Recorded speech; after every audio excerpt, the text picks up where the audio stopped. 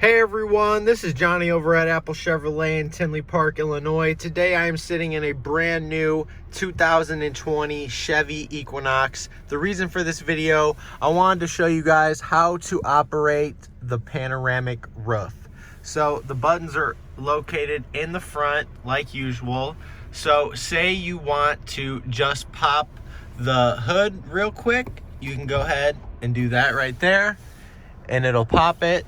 And then if you keep going, it will retract your roof. Now, let's go back. Say you don't want to see out the panoramic roof at all. That button is located right here. You're gonna need to push this back and it'll pull it all the way back for you. This is Johnny over at Apple Chevrolet. Thanks for taking the time to watch my video. I hope you guys have a great day.